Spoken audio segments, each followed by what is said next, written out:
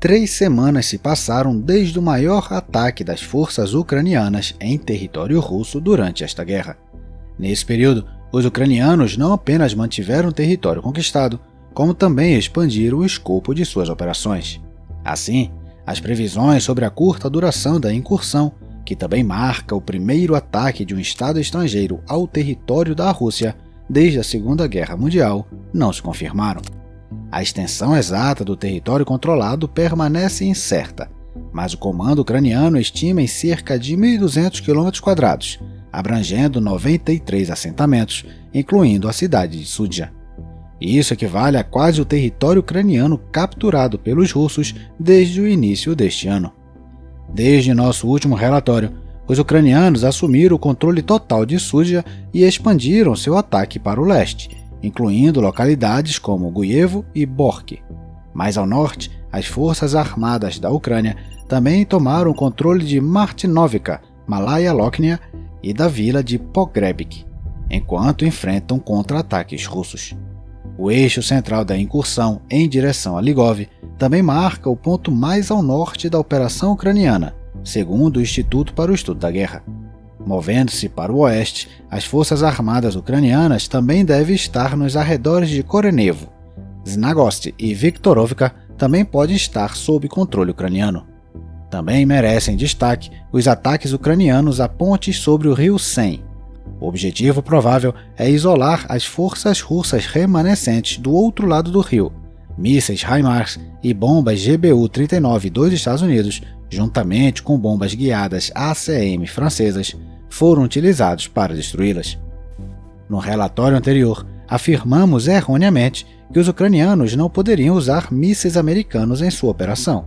Na realidade, eles contribuíram significativamente para o sucesso da operação, principalmente ao neutralizar o comboio russo nos primeiros dias da invasão.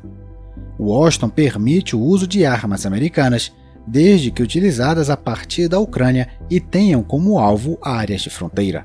Portanto, Kiev pode disparar HIMARS contra posições russas em Kursk. No entanto, os ucranianos ainda estão impedidos de usar mísseis ATACMS ou Storm Shadow contra alvos russos no interior do país. Isso não é permitido pela doutrina americana nesta fase da guerra, embora, dada a flexibilização gradual de outras linhas vermelhas durante o conflito, não é impossível que essa barreira também seja cruzada com o tempo. De fato, entre os muitos objetivos da operação em Kursk, um dos principais era desafiar a questão das ilusórias linhas vermelhas. Kiev queria demonstrar que mesmo uma manobra ousada como um ataque ao território central de uma potência nuclear não provocaria nenhuma das respostas massivas que o Ocidente teme. Em teoria, um ataque ao seu território deveria levar os russos a responder imediatamente com um ataque nuclear tático, mas nada disso está acontecendo. Na prática, a presença ucraniana em solo russo muda pouca coisa. O Kremlin poderia, teoricamente, usar uma ogiva nuclear de curto alcance, mas não o fará porque seria contraproducente para Moscou. Isso porque tal evento teria como objetivo forçar a Ucrânia a se retirar de Kursk ou, de forma mais ampla, a aceitar a derrota na guerra. O problema é que Kiev está comunicando claramente que tal ataque não mudará em nada a postura ucraniana. A Ucrânia continuará lutando. A única coisa que os russos conseguiriam, além de danos locais limitados à Ucrânia, seria um ostracismo global ainda maior, talvez até dentro do grupo de países neutros ou simpatizantes de Moscou, e a neutralização do único trunfo de sua superpotência, já que a cartada nuclear seria marcada. Em outras palavras, ao atacar Kursk, os ucranianos queriam mostrar à opinião pública mundial que novas linhas vermelhas são um conceito ilusório e não devem ser levadas a sério. Mas, embora a opinião global possa mudar com base nisso, os tomadores de decisão em Washington são guiados por seus próprios cálculos, que podem não ser idênticos à comunicação oficial. Então, o que vem a seguir? Isso e muito mais no episódio de hoje no Mapa.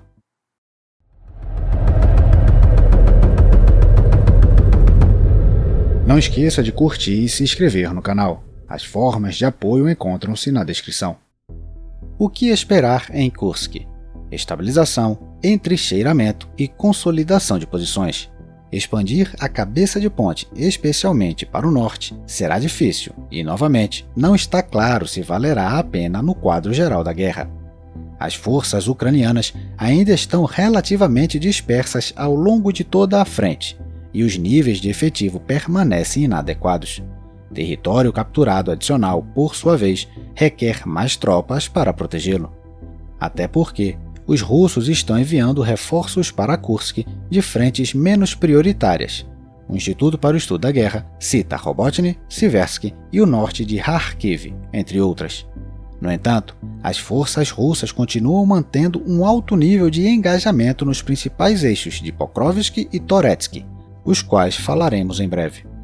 Com poucas baixas, Kiev conquistou em poucos dias uma quantidade de território comparável aos ganhos de Moscou em todo o ano de 2024. Capturou centenas de prisioneiros, mais de 500, e elevou o moral de seu exército. Após 3 semanas, a operação pode ser considerada um sucesso para as forças armadas ucranianas e o seu comandante, Oleksandr Syrskyi, recentemente promovido a general de 4 estrelas. O general aposentado Mick Ryan afirmou que a operação em Kursk demonstrou que os ucranianos aprenderam as lições da fracassada ofensiva de Zaporizhzhia. De fato, Kiev apresentou uma abordagem flexível para a fase atual da guerra, apesar de, nos últimos meses, o seu lado ter estado na defensiva crônica ao longo de quase toda a linha de frente. Mas a operação pode ser descrita como um avanço estratégico?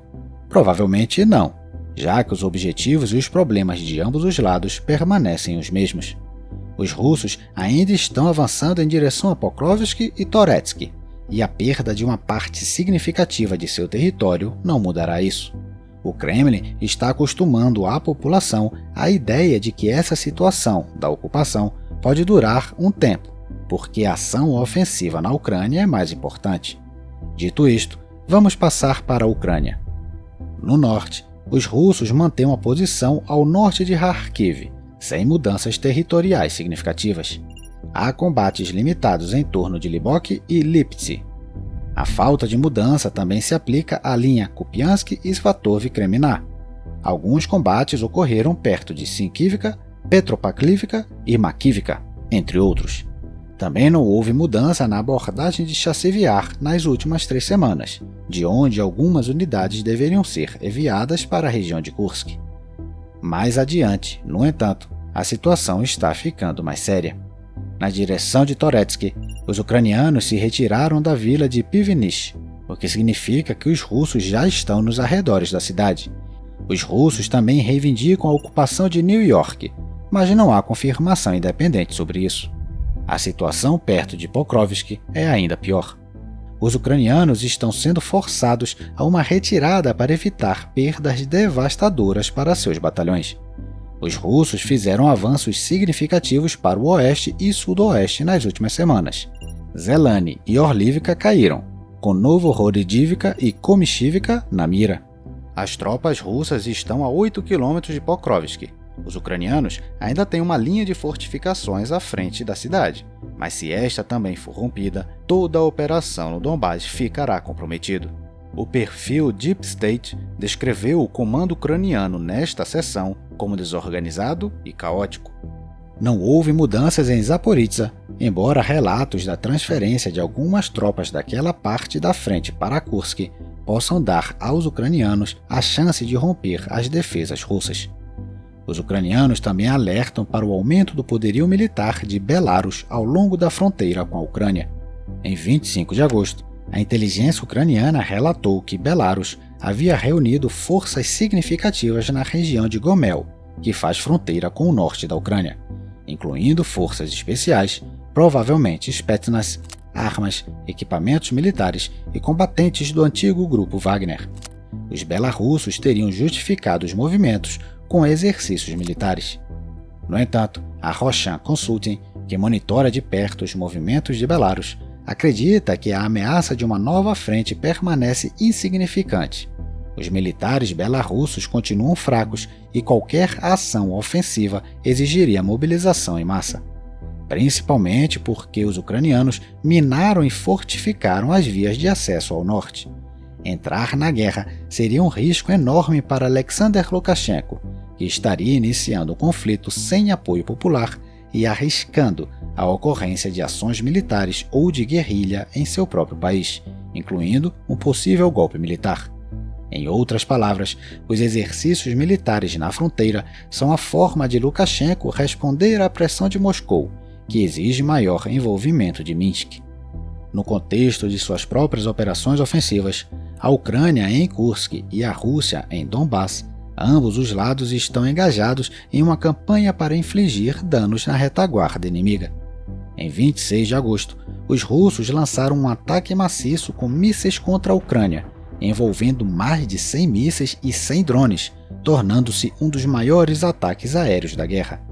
Os mísseis que atingiram a Ucrânia incluíam mísseis Kinjal, Iskander, Kalibri, Ha-101 e KN-23 norte-coreanos, bem como drones Shahed iranianos. Quase todo o país foi atacado, incluindo cidades como Dnipro, Kharkiv, Kiev, Kryvyi Rih, Odessa, Vinnytsia, Khmelnytsk e Lutsk, não muito longe da fronteira com a Polônia. Além de aterrorizar a população civil, os alvos foram novamente instalações de infraestrutura energética. A usina hidrelétrica de Vyshhorod, em Kiev, estavam entre os alvos. Apesar dos danos, a condição da barragem permanece sob controle, mas a operadora ucraniana Ukrenergo já anunciou cortes de energia. O ataque russo foi, de certa forma, uma resposta à incursão ucraniana em Kursk, bem como aos ataques aéreos ucranianos que se intensificaram nas últimas semanas. O mais devastador foi o ataque ao depósito de combustível em Proletarsk, em 18 de agosto. A instalação queimou continuamente por 10 dias, estabelecendo um novo recorde nesta guerra. Em 23 de agosto, a instalação foi atingida novamente por um ataque de drone ucraniano. O incêndio, combatido por mais de 500 bombeiros, só foi controlado em 27 de agosto, mas colunas de fumaça permanecem. A análise do usuário do X, MT Anderson, indica que o incêndio consumiu até 30 tanques de combustível. Drones ucranianos também atingiram a base aérea de Marinovka, em Volgogrado. Caças Su-24 e Su-25 em hangares provavelmente foram danificados, assim como armas antitanque e combustível. Balsas que transportavam combustível também foram atingidos no porto de Kavkaz, em Rostov.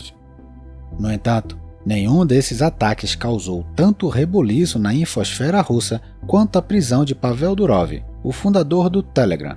Segundo as autoridades francesas, o bilionário russo de 39 anos, que também é cidadão francês, tinha um mandado de prisão por crimes relacionados ao popular aplicativo de mensagens.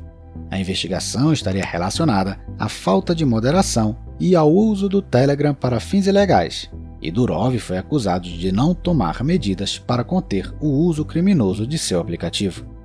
O pânico entre blogueiros e militares russos decorre do fato de que o Telegram é o principal meio de comunicação entre os militares russos. Os russos temem que, se Durov trair e der acesso ao Telegram aos serviços ocidentais, todas as comunicações internas russas poderão ser expostas. Como resultado, alguns blogueiros militares já estão duplicando suas plataformas de comunicação, incluindo a migração para o VKontakte, controlado pelo governo russo. Durov teria desobedecido ao aparato governamental russo, levando Moscou a bloquear o aplicativo no final de 2018. No entanto, 1 ano e meio depois, ele voltou a ser usado. Alguns observadores questionaram a resistência de Durov e do Telegram à pressão do Kremlin, tornando difícil avaliar o impacto da prisão de Durov de forma realista. Se isso levar à migração de usuários para outros sites controlados pelo governo, significará maior controle do regime sobre os críticos do Kremlin. Se Durov permanecer preso por um longo período ou for condenado, isso pode reduzir a confiança no aplicativo e criar problemas de comunicação que ucranianos e americanos poderiam explorar infiltrando-se em mensageiros menos seguros. Até agora, no entanto, não há sinais de que o desempenho do aplicativo esteja fora do normal. Personagens ocidentais liderados por Elon Musk e Lex Fridman, pediram a proteção da liberdade de expressão e foram contra a detenção de Durov. Durov foi colocado em liberdade condicional, mas foi impedido de deixar a França enquanto aguarda o julgamento. A guerra está abrindo novos capítulos. Quando começou, ninguém imaginava que anarquistas rebeldes devastariam metade da Rússia ou que ucranianos invadiriam aquele país. Os ucranianos sabem agora que, para sobreviver, precisam ser flexíveis e criativos, não apenas com o inimigo, mas também com aliados cujos objetivos nem sempre coincidem com os do governo de Zelensky. É por isso que a operação em Kursk pegou os americanos de surpresa. Os ucranianos estão pedindo e pressionando os aliados por mais armas e permissão para atacar o interior da Rússia. Mas mesmo quando não são atendidos, não se limitam à sua bolha de vitimização, mas pensam e agem fora da caixa.